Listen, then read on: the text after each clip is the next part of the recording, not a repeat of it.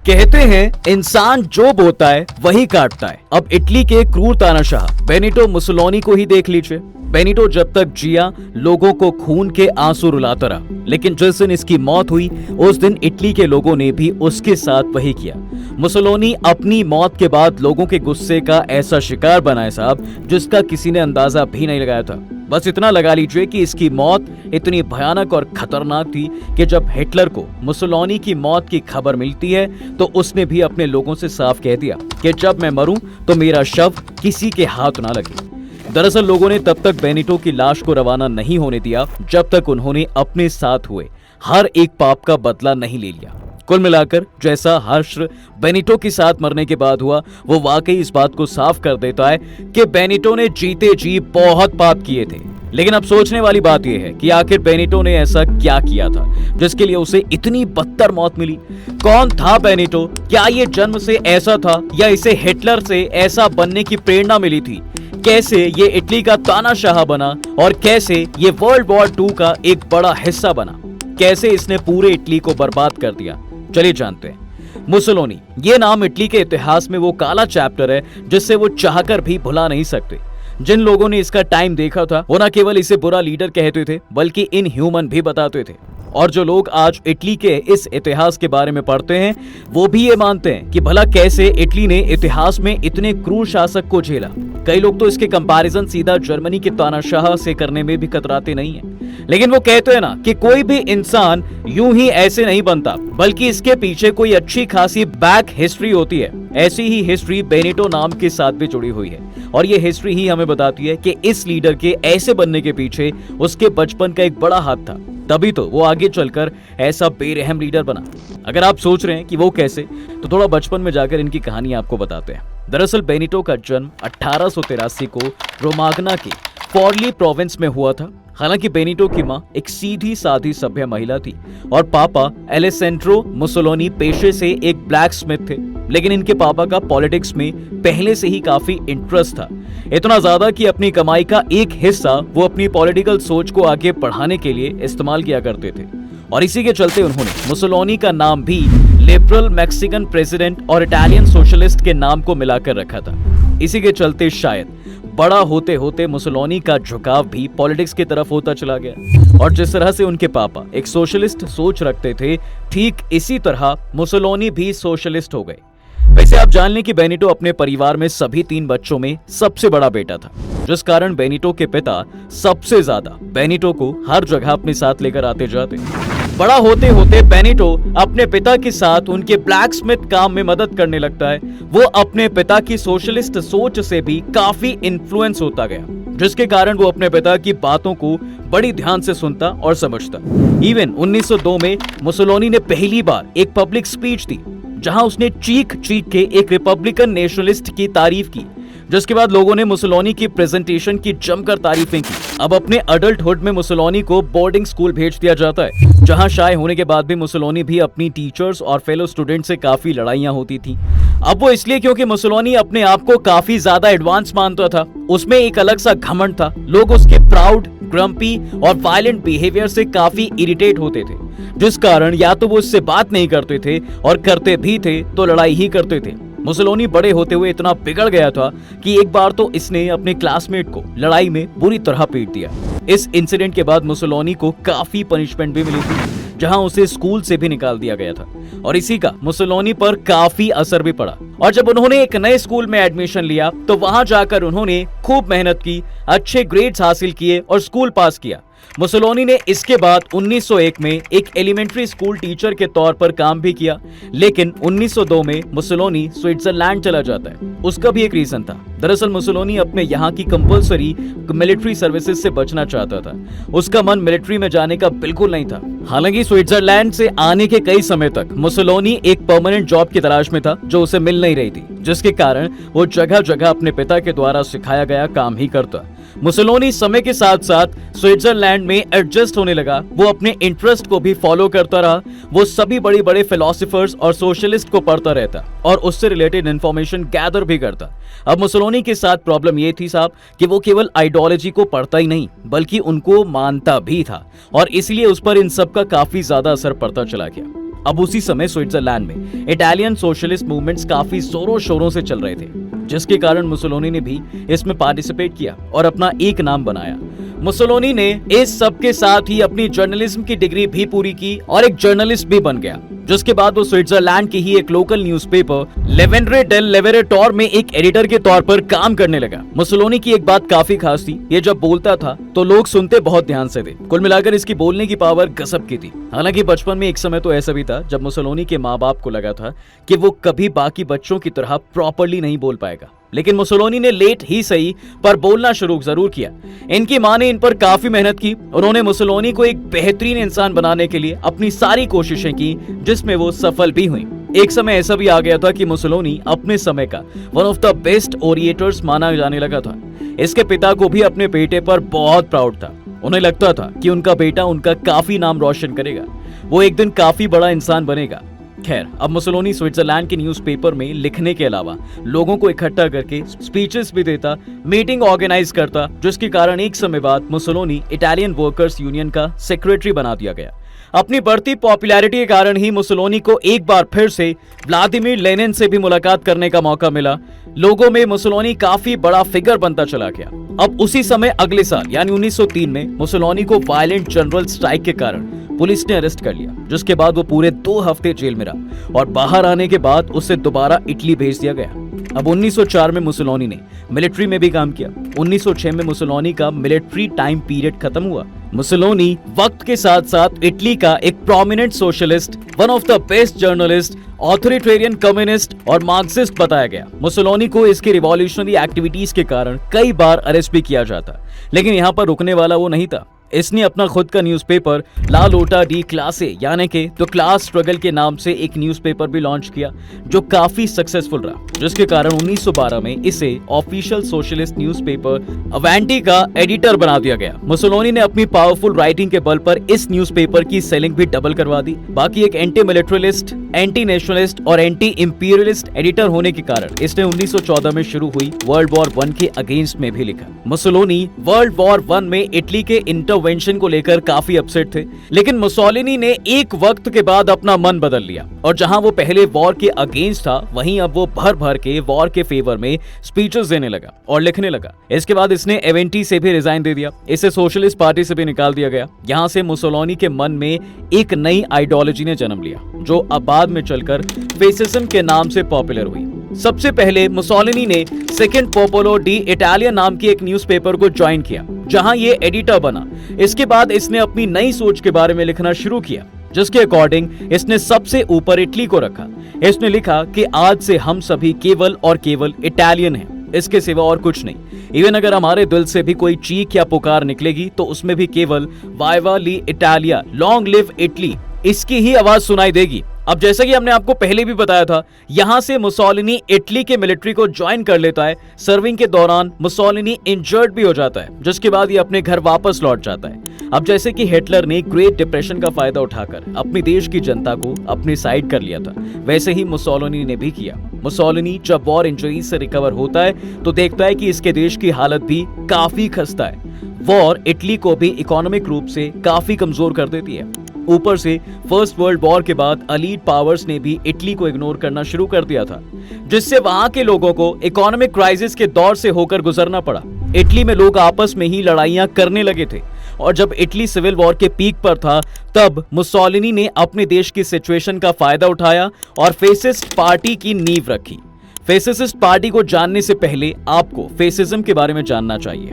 दरअसल फेसिज्म भी एक आइडियोलॉजी है, जैसे कि हमने आपको हिटलर के केस में नाज़िज्म के बारे में बताया था। अगर हम आसान शब्दों में फेसिज्म को समझाएं तो एक होता है पेट्रियोटिज्म, जिसके अकॉर्डिंग इंसान एक देशभक्त होता है, वो अपने देश के प्रति काफी लगाव रखता है। हाँ, लेकिन मान लीजिए अगर कोई आपसे आकर कहता है कि भाई आपके देश में ये परेशानी है, तो एक बार को आप मान लेते हैं कि हाँ भाई परेशानी तो है, लेकिन हम उस पर काम कर रहे हैं और वो जल्द ही खत्म भी हो जाएगी। अब इसके बाद एक वर्ड और आता है नेशनलिज्म, जिसके अकॉर्डिंग मान लीजिए अगर कोई इंसान नेशनलिस्ट है तो वो अपने देश के खिलाफ एक भी शब्द नहीं सुनेगा, यानी अपने देश के खिलाफ कोई क्रिटिसिज्म वो नहीं सुनेगा और पलटकर जवाब देगा। लेकिन जब ये नेशनलिज्म की भावना हद से हद पार कर जाए तो आता है फेसिज्म का कॉन्सेप्ट, यानी हम एक्सट्रीम नेशनलिज्म को फेसिज्म का नाम दे सकते हैं। इसके अकॉर्डिंग डेमोक्रेसी की सोसाइटी में कोई जगह नहीं है। स्टेट को केवल टोटलिटेरियन वन पार्टी सिस्टम के अंडर काम करना होगा, यानी पार्टी डिक्टेटरशिप को पनाह देती है। इनके अकॉर्डिंग स्टेट में केवल सिंगल पार्टी सिस्टम ही होना चाहिए। बड़ी बात यह है कि यह आइडियोलॉजी वायलेंस को भी सपोर्ट करती है। जी हाँ, यानी अगर कभी पार्टी के किसी मुद्दे को रखने के लिए वायलेंस का भी इस्तेमाल करना पड़ा तो वो भी वाजिब है। अब जिस पार्टी की नींव ही वायलेंस के ऊपर रखी गई हो, वो कैसा काम करेगी ये आप बेहतर तरह से समझ सकते हैं। पार्टी बनने की शुरुआती दौर में पार्टी ने कुछ ज्यादा अच्छा परफॉर्म नहीं किया, लेकिन धीरे धीरे करके मुसोलिनी को समझ आने लगा कि पार्टी को बड़ा करना है तो पहले लोगों को कंट्रोल करना होगा, जिसके लिए सबसे पहले मुसोलिनी ने हिटलर की तरकीब आजमाई। उसने लोगों को झूठी उम्मीदें देना शुरू कर दिया। लोगों को उस समय एम्प्लॉयमेंट, बेहतर लाइफस्टाइल और सोसाइटी चाहिए थी, जिसका वादा मुसोलिनी ने उनसे किया। ये बड़ी बड़ी स्पीचेस देता, लोगों को मैनिपुलेट करता। इसकी गजब की स्पीच और रैलीज देख के लोग इन्फ्लुएंस हो जाते और इसके कहे में भी आ गए। जिसके बाद इसने सबसे पहले तो अपने ओपोनेंट्स को खत्म कर दिया। इसने अपने खिलाफ बोलने वाले सभी लोगों का मुंह हमेशा हमेशा के लिए बंद कर दिया। यूं लगा लीजिए कि सत्ता में आने के बाद इसने कत्लेआम मचा दिया था। जो भी इसके खिलाफ बोलता, ये उसे ऐसी पनिशमेंट देता जिसे देख बाकी लोग बिना किसी पनिशमेंट के ही शांत हो जाते। लोगों में इसका डर बैठने लगा था। फेसिस्ट नेशनलिस्ट सोच को बढ़ावा देते और इसके अलावा किसी भी सोच की इसकी सत्ता में जगह नहीं थी। मुसोलिनी अपने राज में इटली को कोई छोटा मोटा देश नहीं बल्कि ग्रेट रोमन के समय वाला एम्पायर बनाना चाहता था। सोच तो बहुत बड़ी थी मुसोलिनी की। अब कहने को ये काफी इंटेलिजेंट भी था, लेकिन ये एक लीडर अच्छा नहीं था। और इस बात का पता वर्ल्ड वॉर 2 के दौरान चलता है, जब ये अपने देश को बुरी तरह बर्बाद कर देता है। मुसोलिनी अपने समय में एक पार्लियामेंट्री यूनिट भी स्टैब्लिश करता है, जो ब्लैक शर्ट्स के नाम से जाने जाते थे। इनका मेन काम केवल फेसिस्ट आइडियोलॉजी के खिलाफ बोलने वालों को खत्म करना और अपनी आइडियोलॉजी को लोगों में फैलाना था। 1921 तक मुसोलिनी ने ऑलमोस्ट इटली को फेसिस्ट आइडियोलॉजी के थ्रू कंट्रोल करना शुरू कर दिया था। जगह जगह पर फेसिस्ट मूवमेंट्स होने लगे थे। हालांकि तब भी इटली में काफी सिविल अनरेस्ट था, जिसका फायदा उठाते हुए मुसोलिनी ने विक्टर इमानुएल III, जो उस समय इटली के राजा हुआ करते थे, इनसे कहा कि अब इस देश को केवल मैं ही संभाल सकता हूँ। केवल मैं ही हूँ जो सिविल अनरेस्ट को शांत करा सकता हूँ, लेकिन उसके लिए तुम्हें मुझे इटली का प्राइम मिनिस्टर बनाना होगा। अक्टूबर 31, 1922 मुसोलिनी की बात का असर होता है और इसे इटली का यंगेस्ट PM बना दिया जाता है। सत्ता में आने के बाद मुसोलिनी सबसे पहले सभी डेमोक्रेटिक इंस्टीट्यूशंस को खत्म कर देता है। फिर वहां के किंग को एक लिस्ट देता है जिसमें सभी उन लोगों के नाम होते हैं जिसके साथ वो कभी भी काम नहीं करना चाहता था। वो राजा को साफ कर देता है कि अब देश की पूरी अथॉरिटी को चलाने वाला केवल वही है। जिसके बाद इटली फाइनली डिक्टेटरशिप के अंडर आ जाती है। ये एक साल में फुल डिक्टोरियल पावर्स को एस्टैब्लिश कर देता है। जी हाँ, जिससे press, trade unions, opposition parties को खत्म कर दिया जाता है। वैसे इन सब के बीच मुसोलिनी एक जीनियस आदमी के तौर पर भी उभर कर आता है। ये बहुत कम समय में अपने देश को दोबारा से ट्रैक पर ले आता है। ये अपनी पावर्स के साथ साथ देश की बाकी परेशानियों पर भी खास ध्यान देता है। कुछ समय में ही मुसोलिनी अपने आप को इटली का डिक्टेटर घोषित कर देता है और खुद को सेकंड ड्यूस यानी कि द लीडर का नाम देता है। खुद की एक पहचान बनाने के बाद मुसोलिनी अपने देश पर ध्यान देने लगता है। वो इटली को बड़ा करने के लिए सबसे पहले इन्वेजन का कॉन्सेप्ट फॉलो करता है, जिसके लिए वो इथियोपिया पर हमला बोलता है। 1935 में Italy tons of gas bombs Ethiopia के लोगों पर बरसाता है, जिससे वहां के लोगों में डर बैठ जाता है। इथियोपिया इस लड़ाई में हार जाता है। इथियोपिया इटली के मॉडर्न टैंक्स का सामना नहीं कर पाता और बुरी तरह से हारता। इस समय इटली इथियोपिया के हजारों लोगों को पूरी तरह से तड़पा कर मारता है। इटली की आर्मी इथियोपिया में आंख बंद करके एक साथ लोगों को मौत के घाट उतार देती है। यहाँ एक इंटरेस्टिंग बात और होती है, जब मुसोलिनी हजारों लोगों को मौत के घाट उतार रहा होता है, लोग उससे परेशान और डरे हुए होते हैं। तब हिटलर को मुसोलिनी का एटीट्यूड बड़ा पसंद आता है। उसे मुसोलिनी का काम करने का तरीका बड़ा भाता था, जिसके लिए वो मुसोलिनी की तारीफ भी करता और उसे जरूरत पड़ने पर सपोर्ट भी करता था। हिटलर मुसोलिनी का अफ्रीकी विजन पूरा करने में मदद कर रहा था, जिससे हिटलर और मुसोलिनी के बीच एक समय में काफी अच्छी फ्रेंडशिप हो जाती है। दोनों कई बार एक साथ देखने को भी मिला करते थे। हालांकि मुसोलिनी हिटलर से डरता भी था। उसे पता था कि इससे बनाकर चलूंगा तभी आगे तक जा पाऊंगा। मुसोलिनी का डरना जायज इसलिए भी था क्योंकि इटली की आर्मी एक मजबूत आर्मी नहीं थी। इटली मिलिट्री के नाम पर काफी पीछे था। हालांकि इनका एडमिनिस्ट्रेशन का काम तो अच्छा था, इंप्रेसिव था, लेकिन जब बात मिलिट्री पावर की आती है तो मुसोलिनी भी ज्यादा जोर नहीं देता था। वहीं 1937 तक जर्मनी की मिलिट्री काफी पावरफुल और एडवांस थी, जिस कारण मुसोलिनी हिटलर से तो एटलीस्ट कोई पंगे नहीं लेना चाहता था। मुसोलिनी हिटलर की स्ट्रॉन्ग पर्सनालिटी और बोलने के तरीके को बहुत शुरुआत से ही कॉपी करता था। वो खुद को भी हिटलर की तरह एक पावरफुल पर्सनालिटी बनाए रखना चाहता था। वो चाहता था कि हिस्ट्री में उसे और उसकी पावर्स को हमेशा हमेशा के लिए याद किया जाए। खैर, 1939 में हिटलर और मुसोलिनी की फ्रेंडशिप के चलते दोनों देश आपस में पैक्ट ऑफ स्टील के नाम से एक मिलिट्री अलायंस साइन करते हैं। इसी साल हिटलर वॉर डिक्लेयर कर देता है, जिसके लिए खुद जर्मनी और इटली शुरुआत में मना करते हैं, लेकिन हिटलर किसी की भी नहीं सुनता और पोलैंड पर इन्वेड करके वर्ल्ड वॉर 2 की शुरुआत कर देता है। अब अगर आपको वर्ल्ड वॉर 2 के बारे में ज्यादा आइडिया नहीं है तो हमने एक सेपरेट वीडियो वर्ल्ड वॉर 2 पर बनाया हुआ है, आप उसे देख सकते हैं। Well, back to our topic. Now Italy Hitler के वर्ल्ड वॉर छोड़ने से डर जाता है, इसलिए वो शुरुआत में चुप बैठता है। मुसोलिनी इस बात को जानता था कि अगर इटली ने वॉर में पार्टिसिपेट किया और अगर किसी भी लेवल पर काम बिगड़ा तो अलीड पावर जो रिट्रीट करेंगी, इटली उसे संभाल नहीं पाएगा। इसलिए वॉर की शुरुआत में तो इटली शांत बैठ जाता है, लेकिन जब वो देखता है कि हिटलर एक के बाद एक देश जीतता जा रहा है तो वो वॉर में पार्टिसिपेट करने के बारे में सोचता भी है, जिसके लिए जैसे ही जर्मनी फ्रांस पर इन्वेड करता है, इटली वॉर में कूद जाता है। हालांकि इटली के वॉर में पार्टिसिपेट करने से वहां की जनता मुसोलिनी से काफी नाराज हो जाती है, क्योंकि पहले ही इटली वर्ल्ड वॉर 1 के कारण इकोनॉमिक क्राइसिस से पूरी तरह से नहीं उभरा था। ऊपर से मुसोलिनी एक और वॉर में पार्टिसिपेट करने को कह देता है, जिससे इटली के लोग आग बबूला हो जाते हैं। वैसे ऐसा नहीं है कि मुसोलिनी अपने देश की हालत को नहीं जानता था, वो जानता था, तभी उसने हिटलर से वॉर को थोड़ा पोस्टपोन करने की डिमांड भी की थी। लेकिन हिटलर किसी की भी एक बात नहीं सुनता, जिसके बाद वॉर स्टार्ट हो जाती है। हिटलर शुरुआत में इसे जीत भी रहा होता है, इटली ने भी वॉर में पार्टिसिपेट कर लिया होता है। कुल मिलाकर अब मुसोलिनी का कॉन्फिडेंस हाई होने लगता है। उसे लगा है कि अब तो वॉर में केवल ब्रिटेन ही बचा है, तो वो आराम से जीत जाएंगे, जिसके कारण वो लोग हाथों हाथ अपने देश का भी फायदा करने के बारे में सोचते हैं और अल्बानिया को इन्वेड कर देते हैं। इटली यहाँ केवल 5 दिनों के अंदर जीत पे जाता है और अल्बानिया को अपने अंडर कर लेता है, जिसके बाद मुसोलिनी को लगता है कि हमने तो बड़े आराम से अल्बानिया पर कब्जा कर लिया, तो क्यों ना चलो थोड़ा और इन्वेशन करते हैं। कहते हैं ना कि इंसान की लालच की भूख कभी खत्म नहीं होती है। तो बस मुसोलिनी ग्रीक को इन्वेड करता है, जो उसकी एक बड़ी गलती होती है, क्योंकि ग्रीक आर्मी उस समय इतनी स्ट्रांग होती है साहब कि इटली के सोल्जर्स को उल्टे पैर खदेड़ देती है। जिसके बाद हिटलर इटली की मदद करने के लिए अपनी आर्मी भेजता है और दोनों दूसरी बार में मिलकर ग्रीस को भी जीत लेते हैं। लेकिन यहाँ से ये होता है कि हिटलर मुसोलिनी से अपना कॉन्फिडेंस लूज कर देता है। हिटलर को समझ आ जाता है कि मुसोलिनी बिल्कुल भी एक पावरफुल लीडर नहीं है, ना ही वो अपनी आर्मी को ठीक से कंट्रोल करने के लिए एक बेहतर इंसान है। बात केवल हिटलर की ही नहीं थी, पूरी दुनिया में मुसोलिनी का मजाक उड़ रहा था।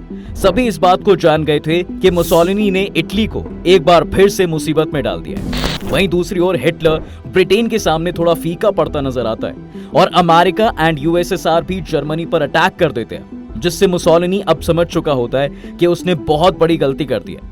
लेकिन अब किसी भी रियलाइजेशन का कोई फायदा नहीं था। अलीड पावर्स इटली को वॉर से बाहर करने के लिए इस पर भी इन्वेड करने का प्लान करने लगते हैं, जिसके बाद विक्टर इमानुएल III दोबारा से आते हैं और मुसोलिनी को उसकी सत्ता से बाहर कर देते हैं। वो मुसोलिनी की जगह पर पेट्रो बेडोग्लियो को देते हैं। पेट्रो सत्ता में आते ही सबसे पहले फेसिस्ट पार्टी को डिसॉल्व कर देता है और अलीज पावर्स के साथ नेगोशिएशन कर लेता है। यहाँ आपको बता दें कि मुसोलिनी को भी अरेस्ट कर लिया जाता है। सभी लोग मुसोलिनी के खिलाफ होते हैं, जिसके कारण उसे सजा देने के लिए अरेस्ट किया जाता है। लेकिन कहते हैं ना, दोस्ती की है निभानी तो पड़ेगी। तो बस यहाँ हिटलर की एंट्री एक बार फिर से होती है, इस बार केवल अपना दोस्ताना निभाने के लिए। हिटलर अपनी आर्मी को मुसोलिनी को बचाने के लिए भेजता है, जो उसे रेस्क्यू करने में कामयाब भी हो जाते हैं। लेकिन इसके बाद हिटलर किसी और देश को ही नहीं बल्कि इटली को ही इन्वेड करने पर आ जाता है, जिसमें वो पूरी तरह से कामयाब नहीं हो पाता। अब इटली में ही सिविल वॉर छिड़ जाता है। वो ऐसे कि इटली अब 2 पार्ट्स में डिवाइड हो गया था। एक साइड अलाइड पावर्स और दूसरी side German army. German army काफी ज्यादा बड़ी मात्रा में इटली के लोगों को मार देती है, जिस कारण से फेसिस्ट पार्टी के लोग जर्मन्स के साथ मिलकर अपनी जान बचा लेते हैं और उनकी मदद करते हैं। पर तब भी at last Germany allied power से हार जाता है, जिसके बाद मुसोलिनी के मन में यह विश्वास होता है कि अब उसे इटली के लोग जान से मार देंगे। अब वो किसी भी कीमत पर बचने वाला नहीं है। जिसके बाद मुसोलिनी जर्मन सोल्जर्स के साथ इटली का बॉर्डर पार करना चाहता था। इसके लिए वो जर्मन सोल्जर्स की तरह यूनिफॉर्म पहनकर रेडी भी हो जाता है, लेकिन पकड़ा जाता है और अपनी मिस्ट्रेस के साथ मारा जाता है। उस समय मुसोलिनी के साथ बाकी जो लोग होते हैं उन्हें भी मार दिया जाता है। इसी के साथ इटली में मुसोलिनी नाम का काला चैप्टर खत्म हो जाता है और लोग एक नए सूरज को देखते हैं। दोस्तों, अब आपको इटली के इस बड़े तानाशाह की स्टोरी कैसी लगी हमें कमेंट में जरूर बताएं। तब तक के लिए हम आपसे विदा लेते हैं। जल्द हाजिर होंगे एक नए इंटरेस्टिंग टॉपिक के साथ। अगर ये वीडियो पसंद आए तो इसे अपने दोस्तों के साथ शेयर कर दें और वीडियो को लाइक करना ना भूलें।